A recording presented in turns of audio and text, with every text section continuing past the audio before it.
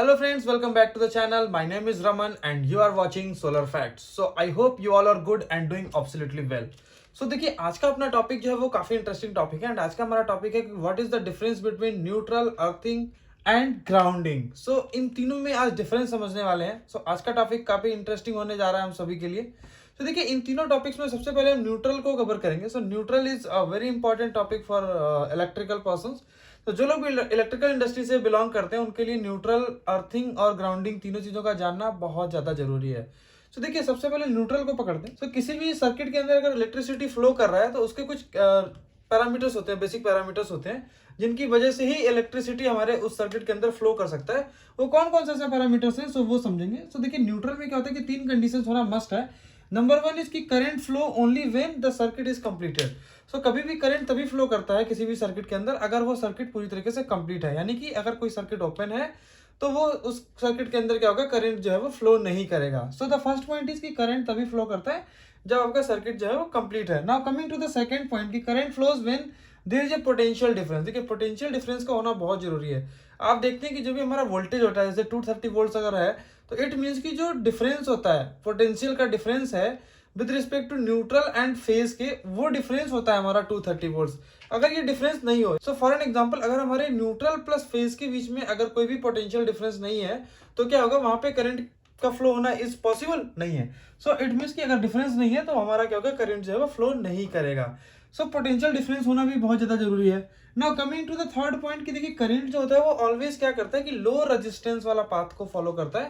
इसलिए आप देखते हो कि रेजिस्टेंस क्या करता है, करंट को अपोज करता है. तो करंट हमेशा कौन से पाथ से फ्लो करना पसंद करता है, जहां पे लो रेजिस्टेंस की वैल्यू हो. सो ये तीनों चीजें होना बहुत ज्यादा जरूरी है कि सर्किट का एक तो कंप्लीट होना बहुत ज्यादा जरूरी है, पोटेंशियल डिफरेंस होना बहुत ज्यादा जरूरी है, और सेम लाइक कि रेजिस्टेंस का जो पाथ होता है वो लो रेजिस्टेंस का पाथ हो. अब ये तीनों चीजें कौन कर रहा होता है, ये तीनों चीजें कर रही होता है न्यूट्रल. सो न्यूट्रल का ये काम होता है. अब देखिए न्यूट्रल करता क्या है, देखिए इसमें समझने वाली बात ये है कि अगर आप इस पिन को देखेंगे, this is my socket. Socket में क्या होता है कि एक अर्थिंग का पॉइंट होता है, एक न्यूट्रल का पॉइंट होता है और एक फेज होता है. तीनों चीजें काफी इंपॉर्टेंट है किसी भी इलेक्ट्रिकल सर्किट के अंदर.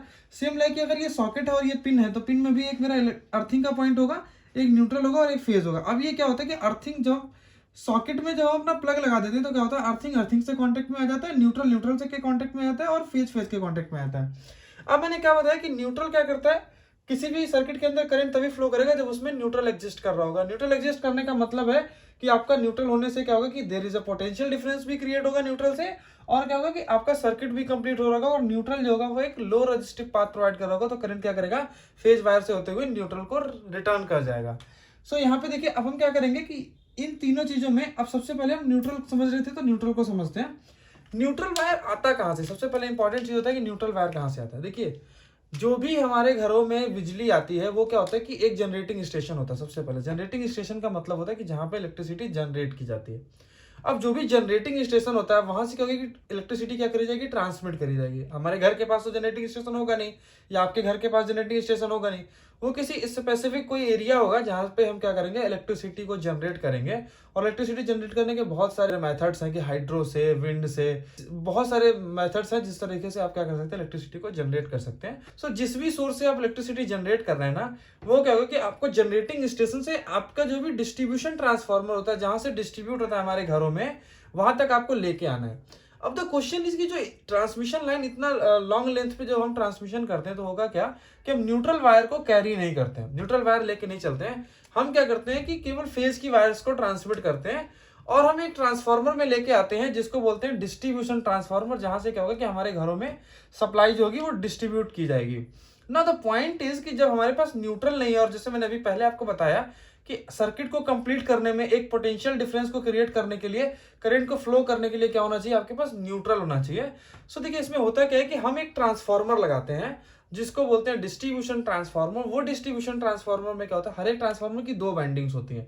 पहली वाइंडिंग होती है प्राइमरी और दूसरे को कहते हैं हम secondary winding. Primary winding is always delta connected. Delta connected में क्या होता है, देखिए न्यूट्रल वायर वहां पे नहीं होता है. सो अगर आप यहाँ पे ये देखेंगे, इस वाले डायग्राम को देखिए, तो यहाँ पे क्या है कि आर है, वाई है, बी है, न्यूट्रल नहीं दिख रहा है आपको. इट मींस कि ये जो ट्रांसफार्मर है इसका ये वाला जो प्राइमरी वाइंडिंग है, this is called as primary winding. This is your primary and this is your secondary winding. So जो प्राइमरी वाइंडिंग होता है इसमें क्या है कि आर फेज है, वाई फेज है, वी फेज है, ये हम कहाँ से ला रहे हैं, ये हम ला रहे हैं ट्रांसमिशन लाइन से, ये हम ला रहे हैं जहां जनरेटिंग स्टेशन से हम लेके आ रहे हैं। नाउ द क्वेश्चन इज कि अब हमको क्या करना पड़ेगा, न्यूट्रल क्रिएट करना पड़ेगा, क्योंकि घरों में सिंगल फेज सप्लाई भी होती है, किसी किसी घर में 3 फेज सप्लाई भी होती है। तो सिंगल फेज जहां भी सप्लाई होगी, करंट को एक रिटर्न पाथ चाहिए। करंट के रिटर्न पाथ के लिए हमें न्यूट्रल की बहुत ज्यादा रिक्वायरमेंट है, क्योंकि जब न्यूट्रल होगा तो मेरा सर्किट कंप्लीट होगा, मेरा एक पोटेंशियल डिफरेंस क्रिएट होगा और एक लो रेजिस्टिव पाथ मिलेगा। सो इन तीनों चीजों की रिक्वायरमेंट है हमें, और इस ये क्या फुलफिल होगी जब मेरे सर्किट के अंदर न्यूट्रल होगा। सो न्यूट्रल क्या होता है, देखिए न्यूट्रल जो भी हमारा सम वाला पॉइंट है, लाइक आर वाई बी, तीनों जहां पे आके मिल रहे हैं, इन तीनों का टैप करके हम क्या करते हैं, एक वायर को निकालते हैं जिसको हम बोलते हैं न्यूट्रल। तो न्यूट्रल यहीं से आता है। अब देखिए होता क्या है कि हमें न्यूट्रल लाने की कोई रिक्वायरमेंट नहीं थी। जब हम अगर इस ट्रांसफार्मर को लगा रहे हैं, डेल्टा टू स्टार वाला जो ट्रांसफार्मर, डिस्ट्रीब्यूशन ट्रांसफार्मर लगाया, तो जैसे हम स्टार में कनेक्ट करते हैं हमें एक कॉमन पॉइंट मिल जाता है, और इस कॉमन पॉइंट से हम न्यूट्रल को निकाल सकते हैं, जहां पे क्या करेगा, न्यूट्रल हमारे करंट को एक रिटर्न पाथ प्रोवाइड कर रहा होगा। सो न्यूट्रल देखिए यहां से आता है। अब इसको मैं थोड़ा सा और आपको अच्छे से दिखा देता हूँ कि ये क्या है कि ये मेरा जनरेटिंग स्टेशन है, this is my generating station. यहाँ से इलेक्ट्रिसिटी जनरेट हुआ। अब ये इलेक्ट्रिसिटी ये क्या हुआ, ट्रांसमिट हुआ, ट्रांसमिट हो रहा है आपका इलेक्ट्रिसिटी। यहाँ से हमने क्या किया, ट्रांसमिट कर दिया, और ये आके ट्रांसफार्मर आ गया, दिस इज योर ट्रांसफार्मर। ये ट्रांसफार्मर के आके प्राइमरी पे जुड़ गया। यहाँ पे प्राइमरी में क्या है, आर है, वाई है, बी है ना। अब ये प्राइमरी वाला क्या कर रहा है, इसको पता है कि मुझे क्या करना है, डिस्ट्रीब्यूट करना है घरों में इलेक्ट्रिसिटी। तो हम क्या करेंगे, सेकेंडरी में क्या मिलेगा आपको देखने को, 4 वाइंडिंग्स मिलेंगी, आर वाई बी और न्यूट्रल। न्यूट्रल भी आपको देखने को मिलेगा। सो अब देखिए यहाँ पे एक चीज आता है कि जो न्यूट्रल है, इसकी हेल्प से हम क्या करेंगे, सिंगल फेज के जितने भी लोड होंगे उनको चलाएंगे। सो यहाँ पे देखिए, यहाँ पे मैंने क्या किया, सेकेंडरी पार्ट को थोड़ा सा अलग कर लिया हुआ है। ये मेरा सेकेंडरी पार्ट है। अब इस सेकेंडरी पार्ट में देखिए क्या हो रहा है कि जो आर फेज है और एक न्यूट्रल वाला पॉइंट हमने उठाया, और होम नंबर 1 यानी कि घर 1 को हमने इलेक्ट्रिसिटी दे दी यहाँ पे। अब बात आती है आर के साथ हो गया, अब वाई को उठाएंगे और न्यूट्रल को उठाएंगे, और घर नंबर 2 यानी हाउस नंबर 2 को हम दे देंगे, जो कि इलेक्ट्रिसिटी कंज्यूम कितना कर रहा है, 2 एम्पियर का लोड कंज्यूम कर रहा है। Now coming to the next point की जो हमारा बी वाला पॉइंट था, बी और न्यूट्रल को उठाएंगे और हम हाउस नंबर 3 को इससे सप्लाई दे देंगे। अब अगर यहाँ पे न्यूट्रल नहीं होता तो हमारा क्या होता, केवल एक फेज वायर से तो हम करंट फ्लो ही नहीं कर सकते, क्योंकि मेरा सर्किट कंप्लीट नहीं हो रहा है, क्योंकि मेरा पोटेंशियल डिफरेंस क्रिएट नहीं हो रहा है। सो इन चीजों की रिक्वायरमेंट होती है करंट को फ्लो करने के लिए, इसीलिए हमें न्यूट्रल की रिक्वायरमेंट होती है। तो कहीं ना कहीं आप डिफरेंशिएट कर पा रहे हो कि न्यूट्रल की हमें रिक्वायरमेंट क्यों आती है और न्यूट्रल का क्या इंपॉर्टेंस है। अब देखिए न्यूट्रल के और भी बहुत सारी चीजें इंपॉर्टेंट होती हैं। अब इस सर्किट में अगर आप देखोगे तो न्यूट्रल की हेल्प से हमने क्या कर दिया, 3 घरों में सप्लाई दे दी, एक में आर, एक से वाई, एक से बी। अब coming to the next point की देखिए, न्यूट्रल जो है वो करंट को क्या करता है, एक रिटर्न पाथ प्रोवाइड करता है। अब देखिए लोड जो है ना वो 2 तरीके से होते हैं, 2 तरीके के लोड होते हैं, एक होता है बैलेंस लोड, एक होता है अनबैलेंस लोड। देखिए बैलेंस लोड की कंडीशन में क्या होता है, अगर कोई 3 फेज का सिस्टम है, I am talking about 3 phase system, 3 phase के सिस्टम में अगर कोई बैलेंस लोड है, इट मींस कि अगर न्यूट्रल वहां पे नहीं भी होगा, if neutral is not there, तो भी आपका क्या होगा, सर्किट जो है वो चल जाएगा, क्योंकि जो करंट को रिटर्न करने का जो पाथ था वहां पे करंट की वैल्यू ही नहीं है।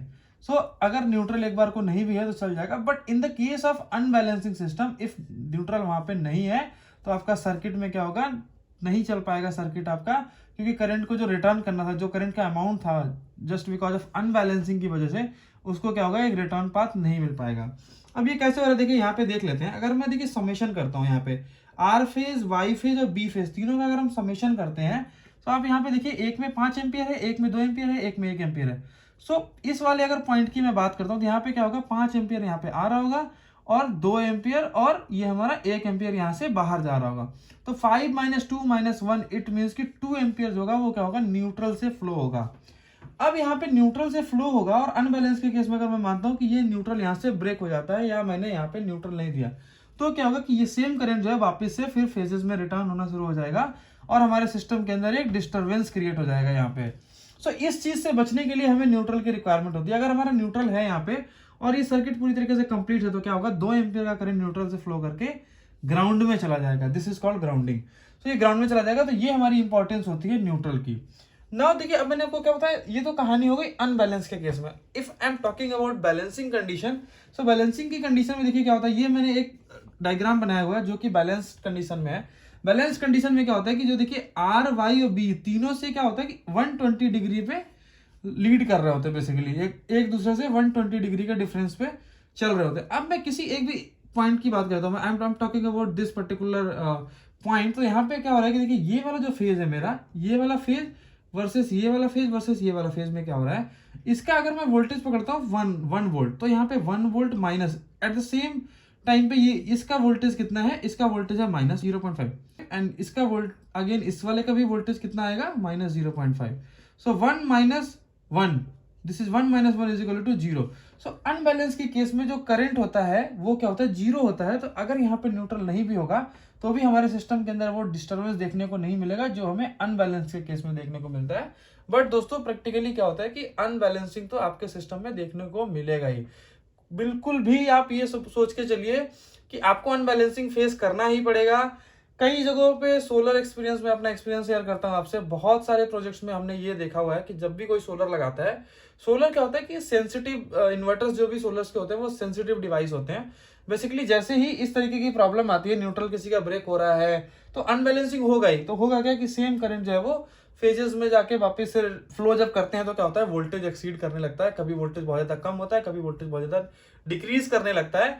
सो उससे क्या होता है कि हमारा जो सोलर है वो क्या होता है, स्टेबल नहीं हो पाता है। सो इस केस में हमको क्या करना है, सबसे पहले जाके हमको अपना न्यूट्रल चेक करना है। सो ये तो पूरी कहानी थी न्यूट्रल के बारे में। नाउ अब coming to the next point की ग्राउंडिंग और अर्थिंग में क्या डिफरेंस है। सो देखिए ग्राउंडिंग और अर्थिंग में अगर आप विकिपीडिया पे देखेंगे तो ग्राउंडिंग और अर्थिंग कई जगहों पे ऐसा दिखाया गया कि दोनों चीजें बिल्कुल सिमिलर हैं, इनमें कोई डिफरेंसेस नहीं है। बट कहीं कहीं पे ये दिखाया गया है कि देखिए ग्राउंडिंग जो वर्ड है वो नॉर्थ अमेरिका के स्टैंडर्ड्स को फॉलो करता है, ग्राउंडिंग। तो ग्राउंडिंग की अगर हम बात करते हैं तो उसमें क्या होता है कि IEEE, NEC और ANSI ये सारे सर्टिफिकेशंस आते हैं, नॉर्थ अमेरिका स्टैंडर्ड्स को फॉलो करते हैं। वहां पे इन लोगों ने क्या बताया कि ग्राउंडिंग जो है वो डिफरेंट टर्म है और अर्थिंग जो है वो डिफरेंट टर्म है। अर्थिंग जो है वो यूरोपियन वर्ड है। बेसिकली इसमें क्या होता है कि IS सर्टिफिकेट्स होते हैं और IEC सर्टिफिकेट्स, हम जिसकी बात करते हैं अपनी इंडस्ट्रीज के अंदर, वो सर्टिफिकेशंस हमारे आते हैं।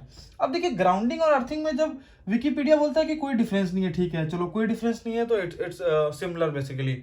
अगर देखिए कहीं कहीं पे बोला गया है कि इन दोनों में डिफरेंस होता है। अब डिफरेंस क्या होता है वो मैं आपको बता देता हूँ।